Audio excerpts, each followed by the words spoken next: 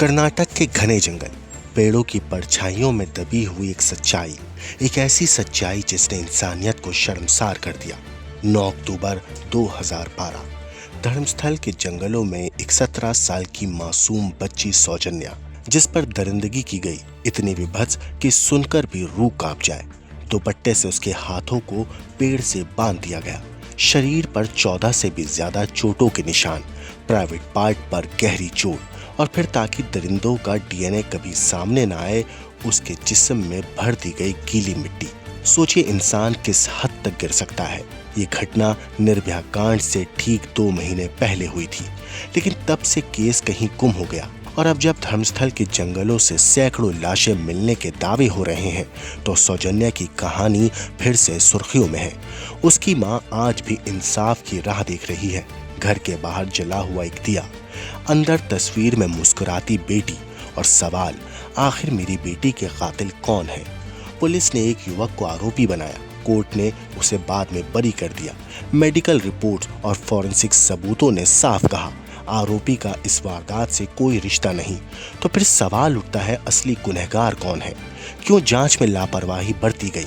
क्यों fingerprints, footprints तक नहीं उठाए गए? क्या दरिंदे अब भी खुले घूम रहे हैं? और क्या धर्मस्थल की धरती सचमुच सैकड़ों दबी हुई लाशों का राज छिपाए बैठी है? सौजन्या की मौत सिर्फ एक केस नहीं, ये उन अनगिनत सवालों की गवाही है जिनका जवाब आज तक कोई नहीं दे पाया। और यही सवाल इस कहानी को और भी खतरनाक बनाता है। धर्मस्थल जहां इंसाफ दफन है, या फिर सच?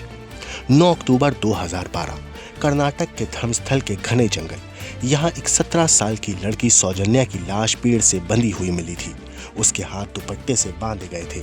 पूरे शरीर पर 14 से ज्यादा चोटों के निशान थे, और प्राइवेट पार्ट पर इतनी गहरी चोट थी कि देखने वालों की रूह कांप गई। बाद में खुलासा हुआ कि अपराधियों ने जानबूझकर उसके प्राइवेट पार्ट में मिट्टी भर दी थी, ताकि उनका डीएनए ना मिल सके। यह वारदात उस वक्त की है जब देश अभी दिल्ली के निर्भया कांड से भी नहीं गुजरा था, लेकिन इस केस पर इतनी रोशनी कभी नहीं डल पाई। 9 अक्टूबर की सुबह सौजन्या रोज की तरह कॉलेज गई थी। उस दिन उसकी एक्स्ट्रा क्लास थी, इसलिए माँ को बताया था कि शाम 4 बजे तक लौट आएगी। लेकिन जब शाम बीत गई और रात हो गई, तब भी बेटी घर नहीं आई। परिवार ने ढूंढना शुरू किया, पुलिस तक शिकायत गई, लेकिन कोई मदद नहीं मिली। अगले दिन खबर आई कि जंगल में एक लड़की की लाश पड़ी है।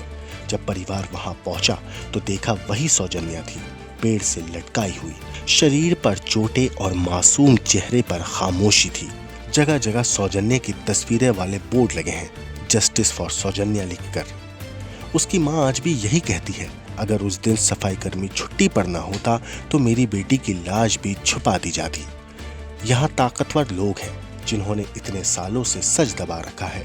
पुलिस ने इस केस में संतोष राव नाम के एक शख्स को पकड़ा भी था, लेकिन ये गिरफ्तारी भी अजीब थी, क्योंकि आरोपी को किसी जांच से नहीं बल्कि भीड़ ने पकड़कर पुलिस को सौंपा था। पुलिस ने दावा किया कि उसी ने रेप और मर्डर किया, लेकिन जब फॉरेंसिक रिपोर्ट आई तो सब सच सामने आने लगा। शव से लिए गए सैंपल आरोपी से मैच नहीं हुए। मिट्टी, नाखून, खून, किसी भी सबूत में आरोपी का डीएनए नहीं मिला। यहाँ तक कि आरोपी के शरीर पर जो चोटें थीं, वो लड़की के नाखूनों की वजह से नहीं बल्कि भीड़ की पिटाई से आई थी। फॉरेंसिक एक्सपर्ट ने साफ कहा, इस दरिंदगी में एक से ज्यादा लोग शामिल थे। इस केस को 2015 में सीबीआई ने लिया, और आखिरकार 2023 में कोर्ट ने आरोपी संतोष राव को बरी कर दिया। यानी 11 साल की लड़ाई के बाद भी सौजन्या का असली गुनहगार आजाद घूम रहा है। धर्मस्थला में अब भी यही सवाल गूंज रहे हैं, आखिर वो दरिंदे कौन हैं जिन्होंने सौजन्या को निर्भया जैसी पीड़ा दी, और क्यों उन्हें बचाया गया? और कितनी और लाशें हैं जो इस जंगल में दफन कर दी गईं?